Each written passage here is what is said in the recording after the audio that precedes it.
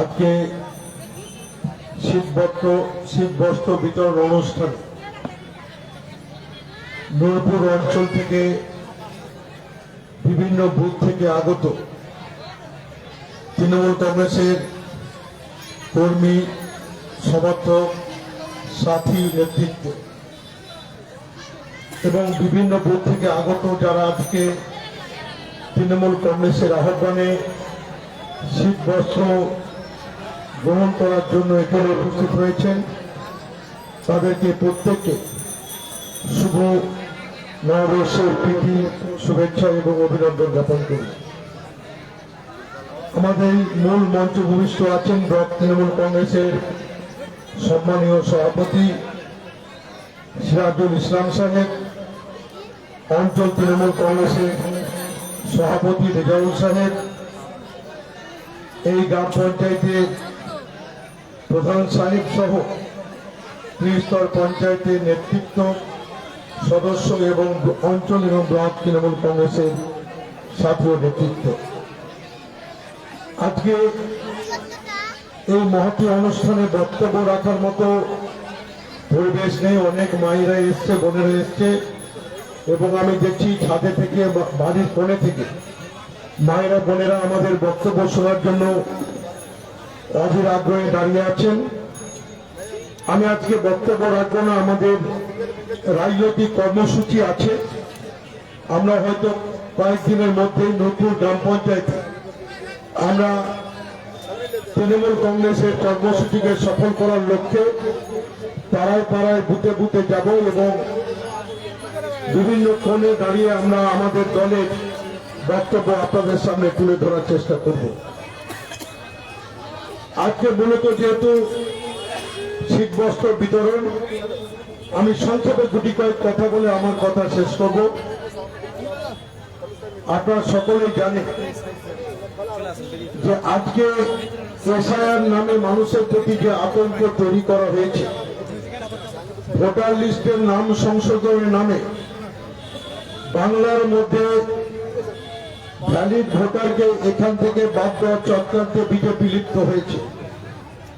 কেন বিজেপিকে এই কাজে লিপ্ত হতে হলো আপনারা সকলেই জানেন যে মাসখানেক আগে বিহারের বিধানসভা নির্বাচন অনুষ্ঠিত হয়েছে। আপনারা সকলে জানেন যে বিধানসভা নির্বাচন বিহারে কি ঘটেছে। বিহার বিধানসভা নির্বাচনে বিহারে বিজেপিকে পরাস্ত করার জন্য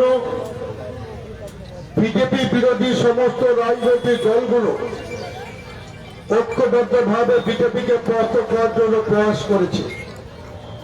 নেতৃত্ব দিয়েছেন জাতীয় কংগ্রেসের সর্বভারতীয় নেতা রাহুল গান্ধী।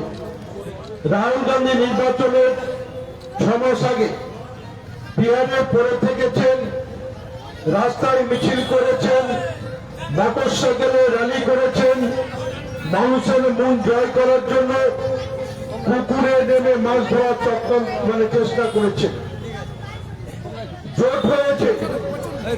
দেশের মানুষ আশা করেছিল বিহার থেকে বিজেপিকে রুখে দেওয়া যাবে। রাহুল গান্ধীর নেতৃত্বে বিজেপি বিরোধী জোট হয়েছে।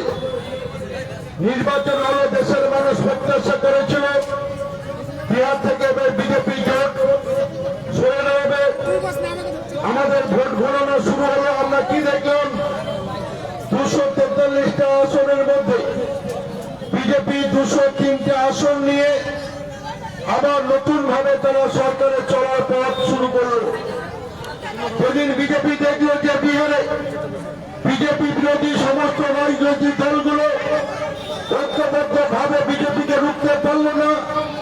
বিজেপি 243-এর মধ্যে 203 আসন যখন তারা পেয়ে গেল, তারা বলল ইসলামাবাদ পশ্চিমবঙ্গ নাকি তারা দখল করবে। বিজেপি এখন পশ্চিমবঙ্গ দখল করার চক্রান্তে তারা লিপ্ত হয়েছে।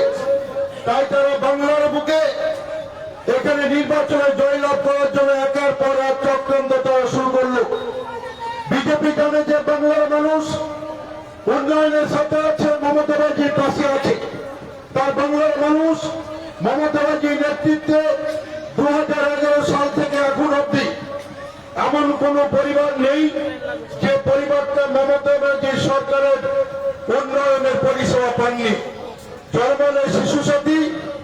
মৃত্যু হলে সহব্যাথী, মাঝে কত প্রকল্প আছে হাত দিয়ে গুনে যাবে না। আমার মায়েদের লক্ষ্মী ভান্ডার, বোনেদের কন্যাশ্রী, গরিব ভরা বাবা মায়ের মুখে হাসি ফোটানোর জন্য মেয়ের বিয়ের জন্য রূপশ্রী, কৃষক বন্ধুদের মুখে হাসি ফোটার জন্য কৃষক বন্ধু থেকে শুরু করে একের পর এক প্রকল্প বাংলার মানুষকে বাংলার মুখ্যমন্ত্রী একের পর এক উপহার দিয়ে চলেছে। অপরদিকে 2014 সালে 8 দিনের স্বপ্ন দেখে বিজেপি যে দলটি আজকে বাংলার মানুষের কাছে, নূরপুরের মানুষের কাছে বিজেপি তার কোন উন্নয়নের রূপরেখা, উন্নয়নের কর্মসূচি তারা তুলে ধরতে পারছে না। তাই বিজেপি জানে যে বাংলার বুকে মমতা ব্যানার্জিকে রুখা যাবে না।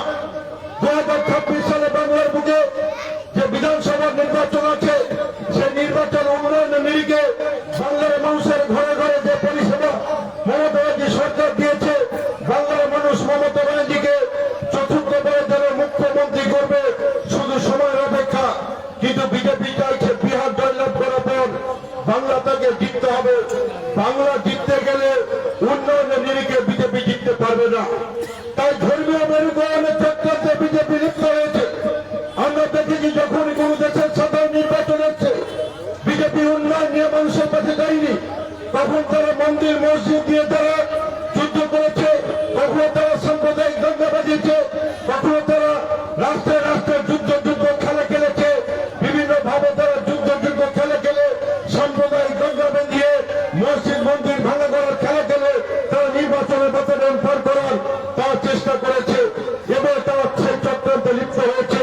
বাংলার বুকে তারা জানে যে মমতা ব্যানার্জিকে রুখা যাবে না, এবং বাংলার মানুষ জানে যে মমতা ব্যানার্জিকে সর্বধর্মের মানুষ সমর্থন করে, আশীর্বাদ করেন। তাই মুসলিম সমাজকে টার্গেট নিয়ে মুসলমানদের মধ্যে বিভাজনের চক্রান্তে আজকে বিজেপি লিপ্ত রয়েছে।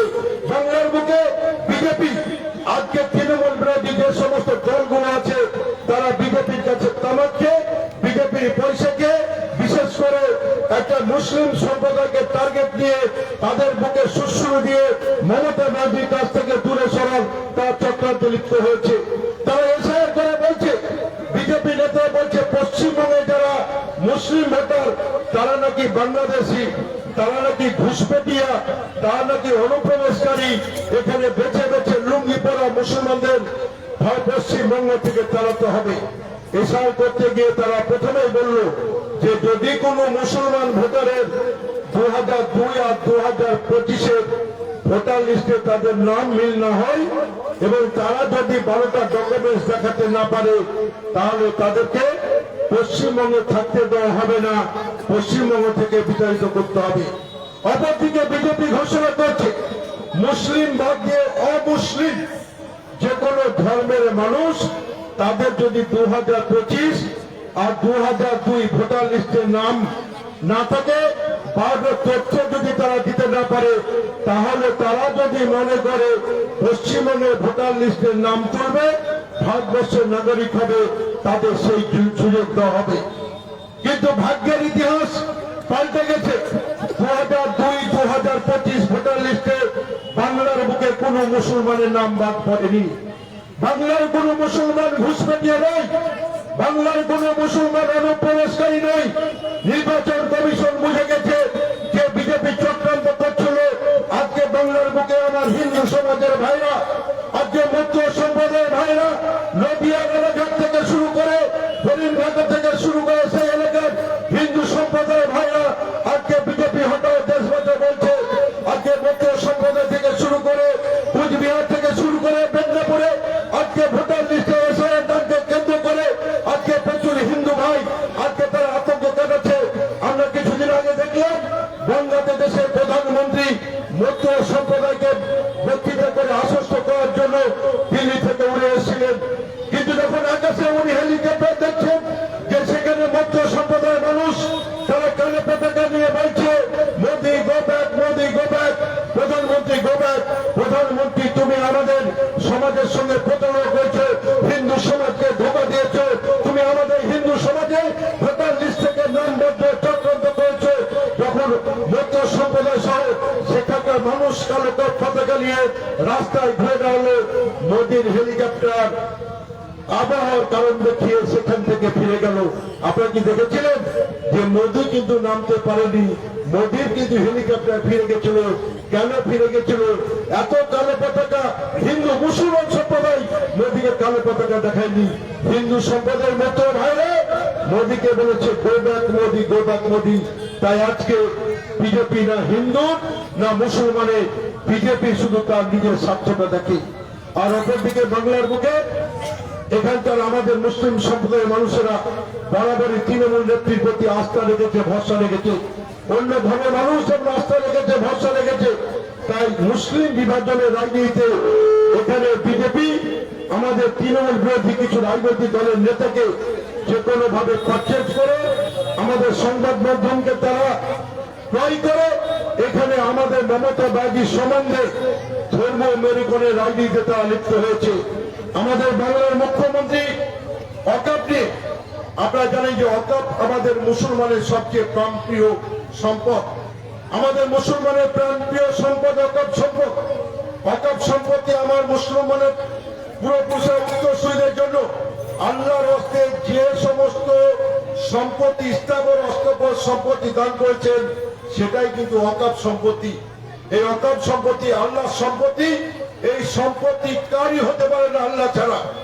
আপনারা শুনলে খুশি হবেন যে ভারতবর্ষের বুকে রেল ডিফেন্সের পরে আমাদের মুসলমানের অকাপ সম্পত্তি বেশি রয়েছে।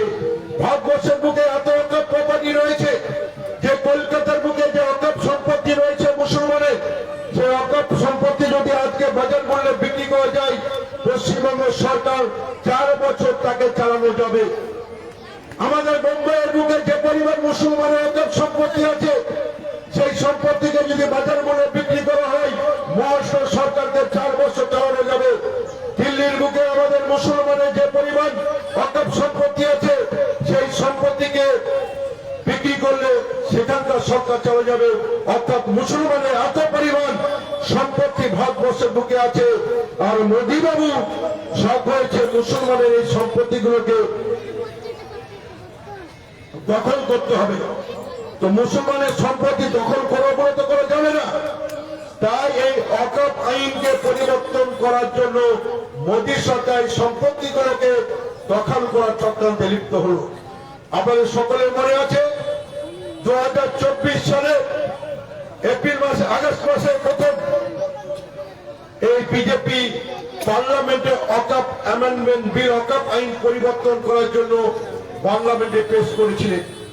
যখন পেশ করেছেন বাংলার মুখ্যমন্ত্রী মমতা ব্যানার্জি বলেছিলেন যে এই অকাপ সম্পত্তি মুসলমানের প্রান্তীয় সম্পত্তি, আমি থাকতে বাংলার বুকে মুসলমানের অকাপ সম্পত্তি আমি বিজেপির নেতা নরেন্দ্র মোদীকে দখল করতে দেব না।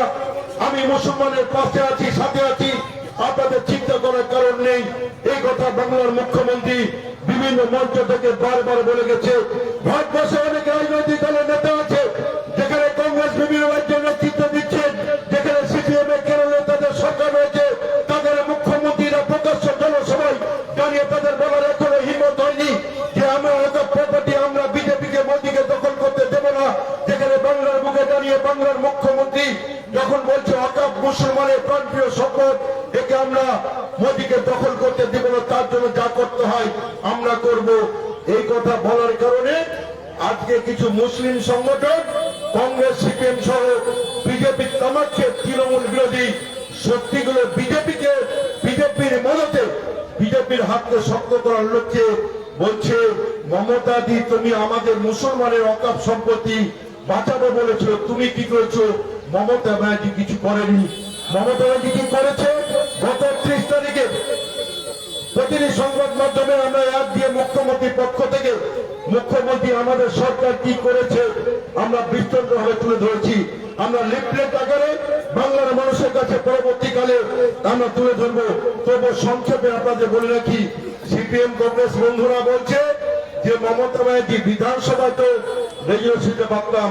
কংগ্রেস বন্ধুরা শুনে রাখুন, 2 এবং 3 ডিসেম্বর 2024 সালে পশ্চিমবঙ্গ বিধানসভায় মুখ্যমন্ত্রীর নেতৃত্বে আমাদের পশ্চিমবঙ্গ বিধানসভা রেজুলেশন নিয়ে কেন্দ্রের প্রধানমন্ত্রী নরেন্দ্র মোদীকে কেন্দ্র সরকারকে আমাদের পশ্চিমবঙ্গ বিধানসভার পক্ষ থেকে বলা হয়েছে যে তুমি পার্লামেন্টে যে অ্যামেন্ডমেন্ট বিল পেশ করেছে অবিলম্বে সেটাকে প্রত্যাহার করো। এটা মুসলমানের ভাব লাগে, এটা মুসলমানের প্রান্তীয় সম্পদ। এই সম্পদ তুমি আইন করে তুমি ভোট দখল করার অধিকার তোমার নেই।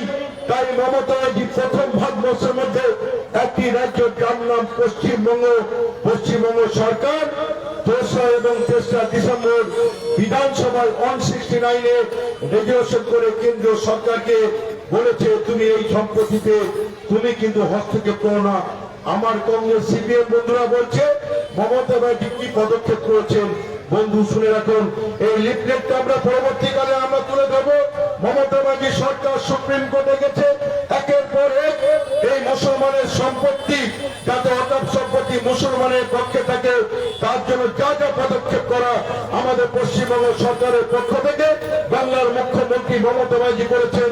গত 30 তারিখ আনন্দবাজার প্রতিদিন বর্তমান যতগুলো সর্বভারতের বাংলা সংবাদপত্র আছে আমাদের সরকারের পক্ষ থেকে মুখ্যমন্ত্রী কি কি করেছেন তার বিস্তারিত তুলে ধরেছেন।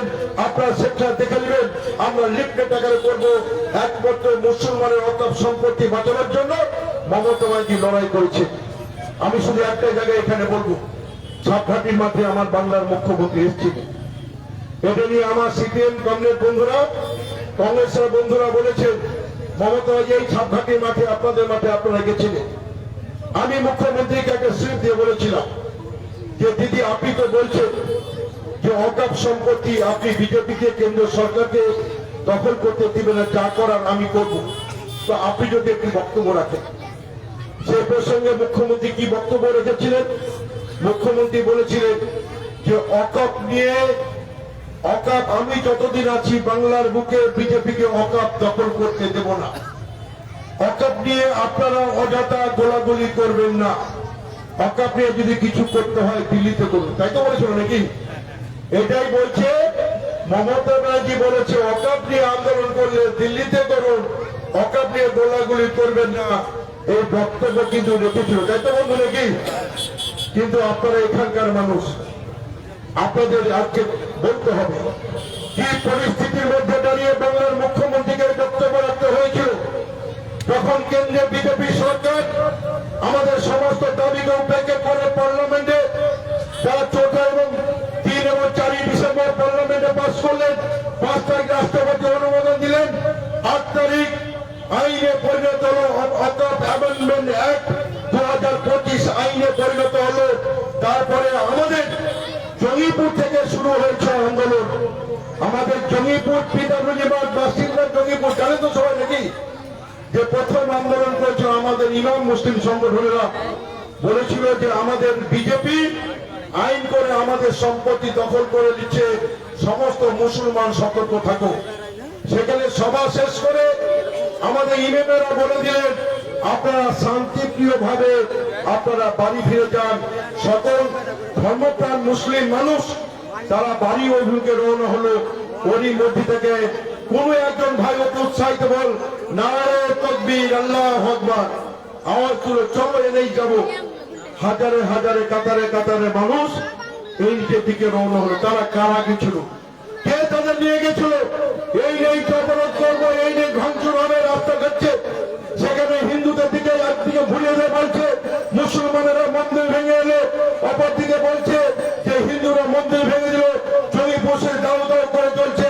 পুলিশ চারিদিকে কোনোভাবে সেটাকে কন্ট্রোল করলো।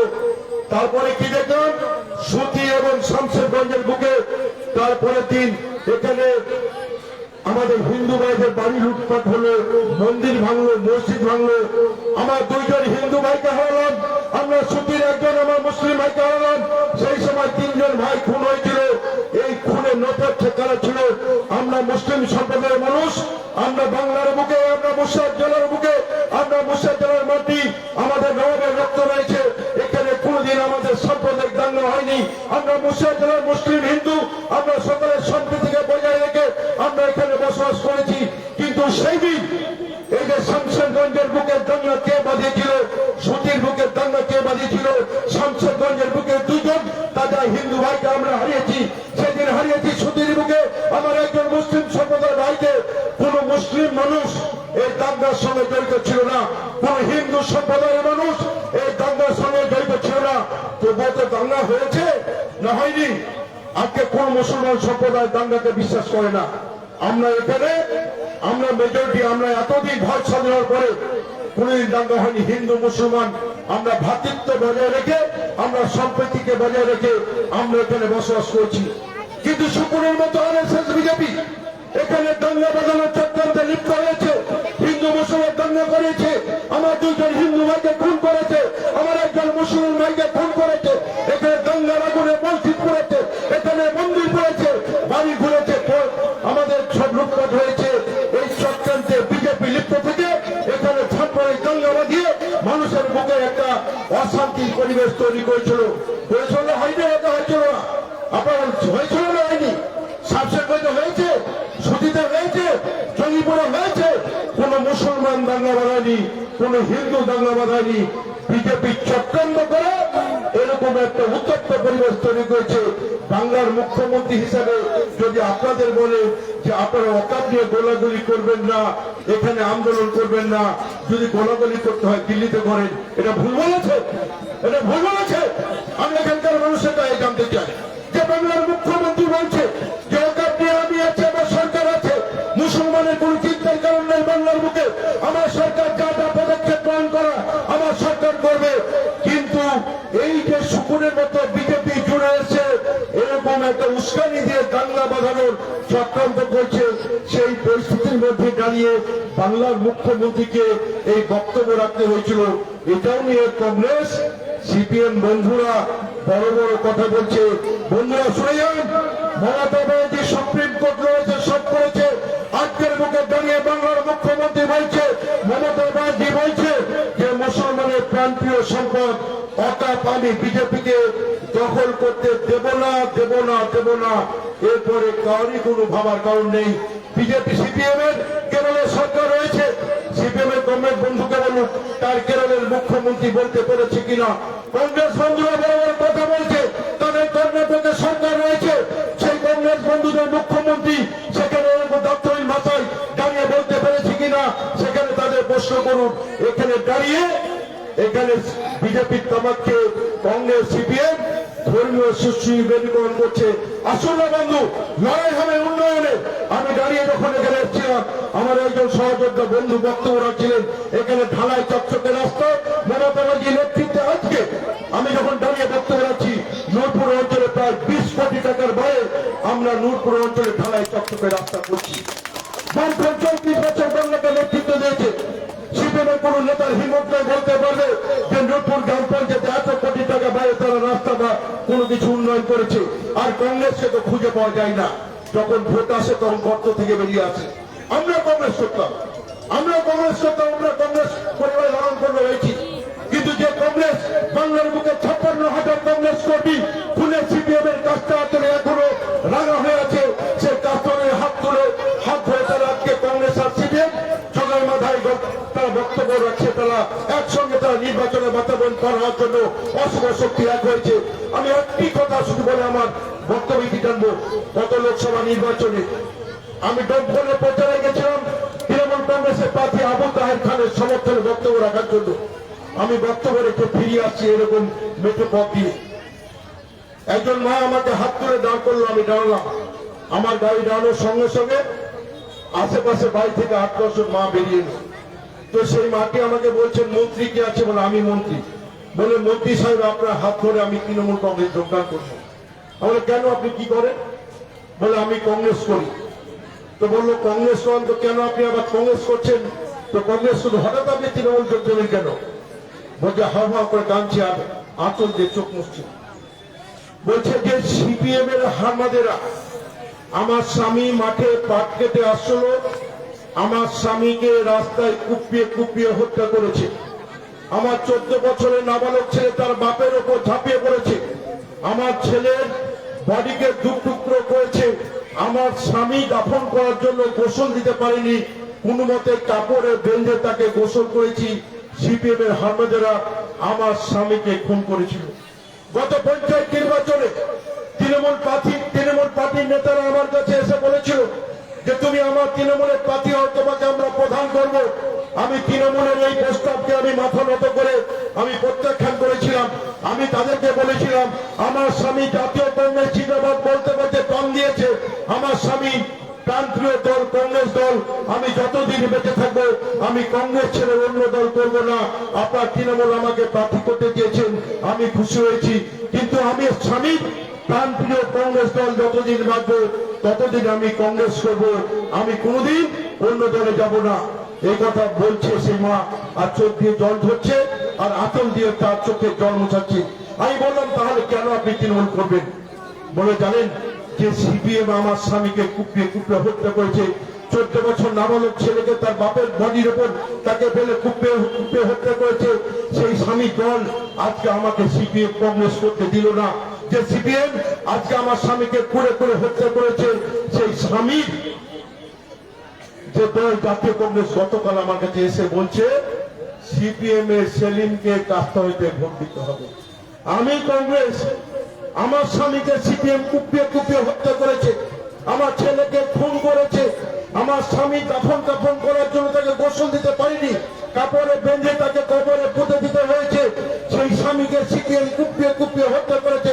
আর গতকালকে কংগ্রেসের নেতারা আমাকে এসে বলছে সিপিএম এর সেলিম দাঁড়িয়েছে, তাকে ভোট দিতে হবে। মন্ত্রী সাহেব, আমি এখানে কোথায় রাখবো আমার এই কান্না, আমার মুখের ব্যথা? সারা রাত আমি যন্ত্রণায় ছটফট করেছি যখন কংগ্রেসের নেতারা এসে বলছে সিপিএম কে ভোট দিতে হবে। আমি আল্লাহর কাছে দুহাত তুলে দোয়া চেয়ে ক্ষমা চেয়ে নিয়েছি, আমার স্বামীর কাছে ক্ষমা চেয়ে বলেছি, হে প্রিয় স্বামী, তোমার প্রিয় দলটা কংগ্রেস আমাকে করতে দিল না, কংগ্রেস তার সমস্ত কিছু সিপিএম এর কাছে বন্ধুক রেখেছে। তোমার প্রিয় দল কংগ্রেসের নেতারা তোমার খুনি সিপিএম কে ভোট দিতে বলছে, আমি তোমার প্রিয় দল কংগ্রেস করতে পারলাম না, তাই আমি তৃণমূল কংগ্রেসের যোগদানের সিদ্ধান্ত নিয়েছি। এই হচ্ছে কংগ্রেসের চরিত্র, এই হচ্ছে কংগ্রেসের চরিত্র। এখানে নূরপুর গ্রাম পঞ্চায়েতের সিপিএম এর হামলাদের মুখে বাংলার বুকে 56,000 কংগ্রেস কর্মীকে আমরা কুরবানি দিয়েছি। আর তারা বলছে কংগ্রেস আর সিপিএম জগাই বাঁধা হয়ে নির্বাচনী বাতাবরণ পার করার চেষ্টা করবে। এখানে কংগ্রেসের নেতৃত্ব কে আছে আমি জানতে চাই, যে কংগ্রেসের নেতৃত্ব যারা বড় বড় কথা বলছে তাদেরকে ব্লক সভাপতিকে মঞ্চে খুঁজে পাই না, তাদের জেলা নেতাদের খুঁজে পাই না। কোথা থেকে কে এসে বলছে আমি কংগ্রেসের নেতা, আমি তোমাদের এই দিব ওই দিব, আমাকে সমর্থন করো?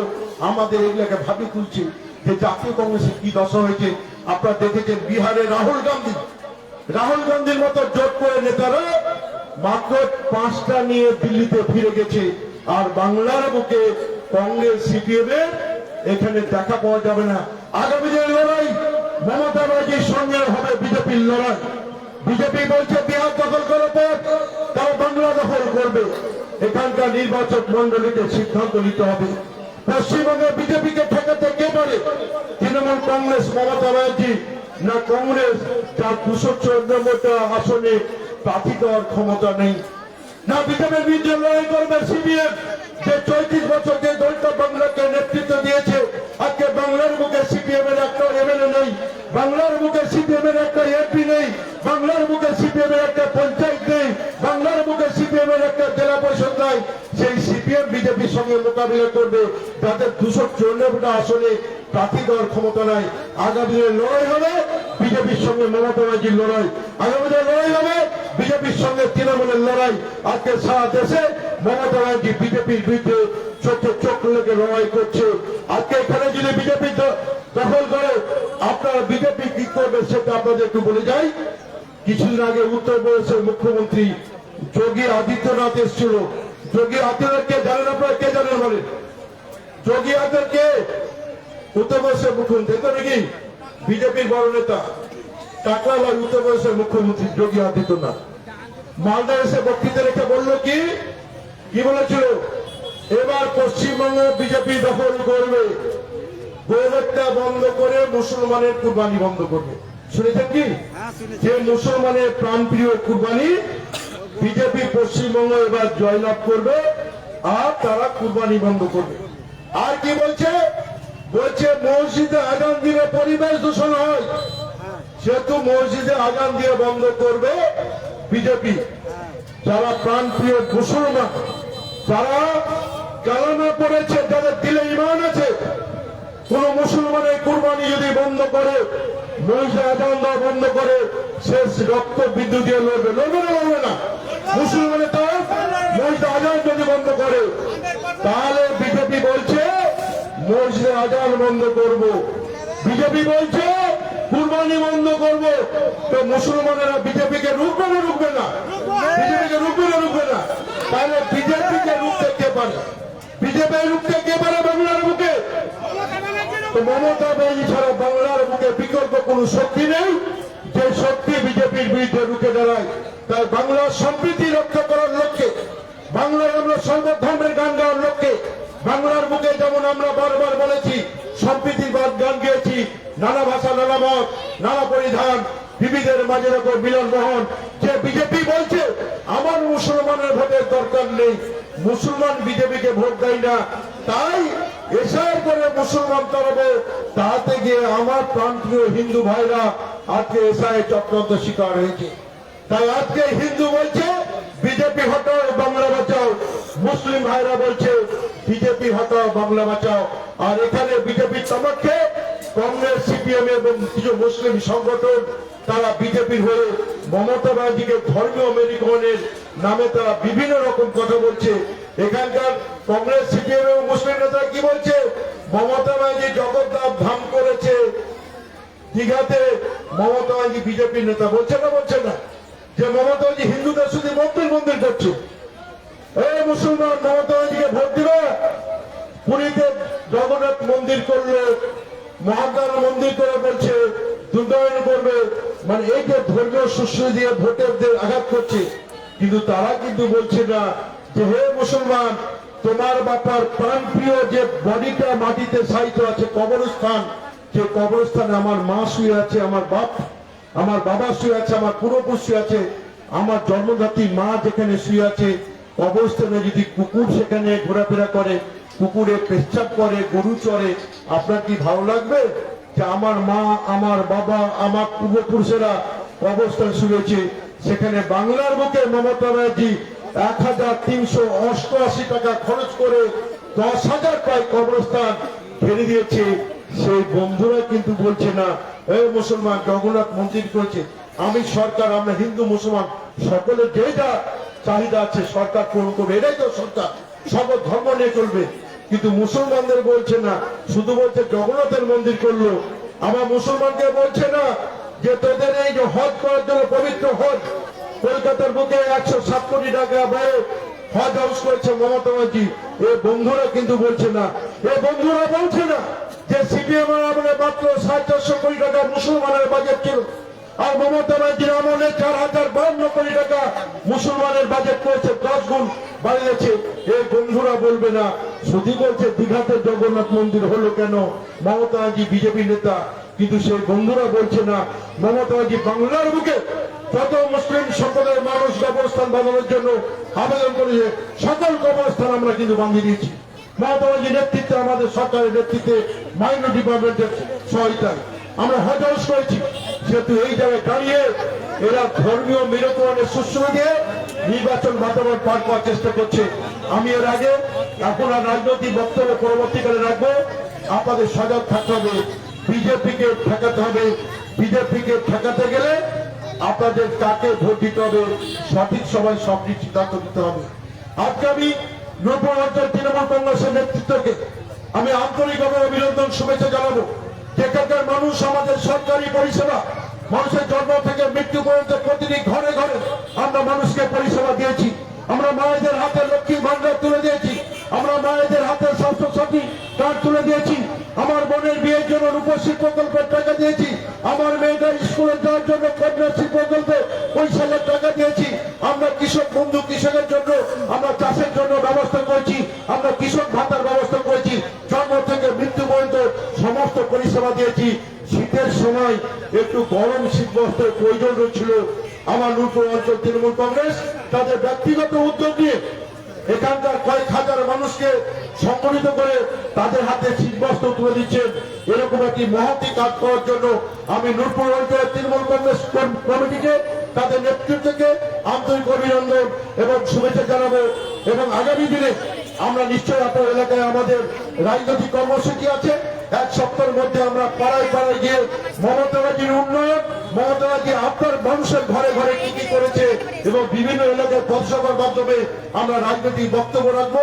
তাই দূর দূরান্ত থেকে এই অঞ্চলের মায়েরা বোনেরা এসছে, আমি অঞ্চল নেতৃত্বকে বলবো তারা যদি আমাদের কাছে শীত বস্ত্র তারা গ্রহণ করেন, আমরা তৃণমূল কংগ্রেস তাদের প্রতি কৃতজ্ঞ থাকবো।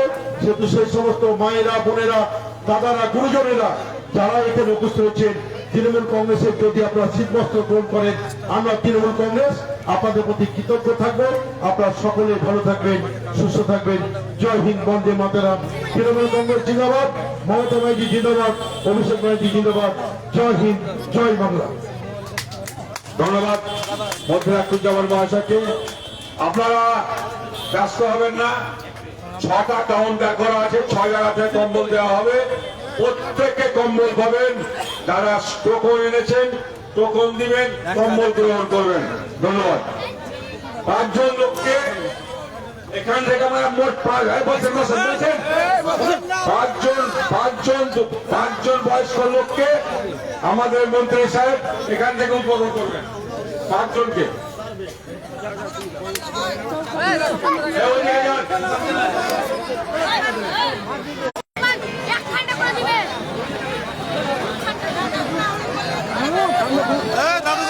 ওদিকে ওদিকে আপনারা ওইদিকে ক্যাম্পে যান, ক্যাম্পে।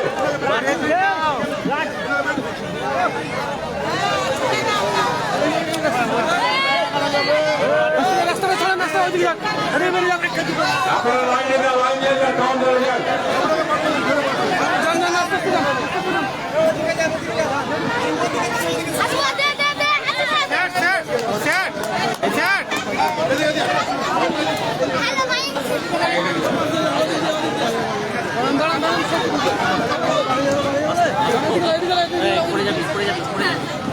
ওদিকে দেবে, এখানে 5 জনকে, 5 জনকে, 5 জন নি 5 জন।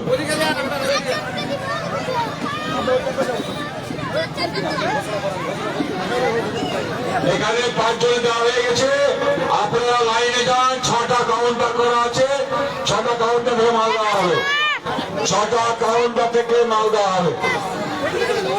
এদিকে আসেন, এদিকে আসেন না।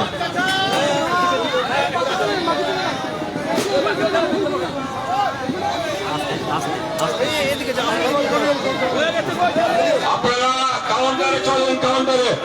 নূরপুর গ্রাম পঞ্চায়েত মেম্বারদেরকে বলা হচ্ছে আপনারা কাউন্টারে নিয়ে যান, কাউন্টারের থেকে মাল দেওয়া শুরু করেন, কাউন্টার থেকে মাল দেওয়া শুরু করেন। আপনাদের 6টা কাউন্টার আছে, প্রত্যেকের কাউন্টারের সামনে লাইন দিয়ে নেবেন। আমি খুদে কাউন্টারে যাবো, বেটে কাউন্টারে যাচ্ছি। চলো কাউন্টারে যাবো।